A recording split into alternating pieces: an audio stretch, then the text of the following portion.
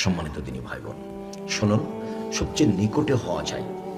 উমামা বাহেলি বলেন, রাসূল সাল্লাল্লাহু আলাইহি সাল্লামকে জিজ্ঞাসা করা হলো, আল্লাহ নবী বলেন তো সবচেয়ে কোন সময় দোয়া কবুল হয়? তখন আল্লাহ রাসূল বললেন, রাতের তিন ভাগের 2 ভাগ পার হওয়ার পরে মানুষের দোয়া বেশি কবুল হয়। ফরজ সালাতের পরে বসে বসে জিকির আজকার করলে দোয়া বেশি কবুল হয়। ফরজ সালাতের পরে সবাই মিলে হাত তুলে দোয়া করলে বিদাত হয়। তখন তো রাসূলকে অপমান করেছি, আর কবুল হবে কি দিয়ে? গাড়ির পিছন দিকে জুতা বেঁধে দেওয়া আছে, জুতা ঝুলছে, তার মানে যেন গাড়ি অ্যাক্সিডেন্ট না হয়। ড্রাইভার বলেছে কন্ট্রাক্টরকে যে তুমি কবর পেলে 10টা টাকা দিয়ে দিও। তার ধারণা যে 10টা টাকা মাজারে দিলে গাড়ি অ্যাক্সিডেন্ট হবে না। শিরক হলো মানুষের ধারণায় নেকির কাজ, বিদাত হলো মানুষের ধারণায় নেকির কাজ। শিরক করলে আল্লাহকে অপমান করা হয়, আর বিদাত করলে রাসূলকে অপমান করা হয়। শিরক করলে আল্লাহকে অপমান করা হয়, আল্লাহকে খাটো করা হয়।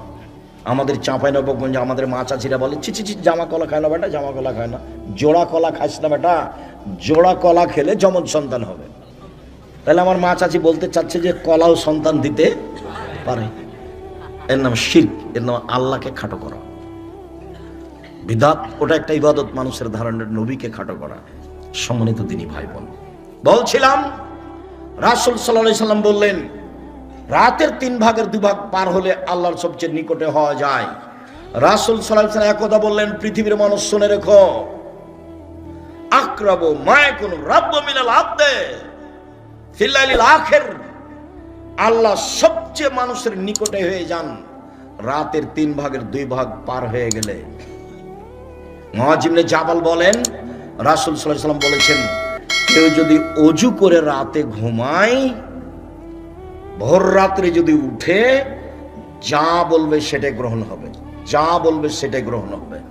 রাসূল সাল্লাল্লাহু আলাইহি সাল্লাম বলেন, কেউ যদি ওই সময়টাই উঠে, রাতে একটা সময় আছে অল্প সময়, সেটা রাতের 3 ভাগের 2 ভাগ পার হওয়ার পরেই হবে।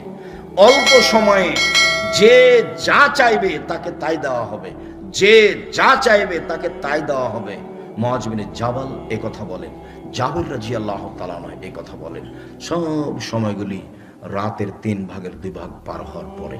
এবার চলেন আমরা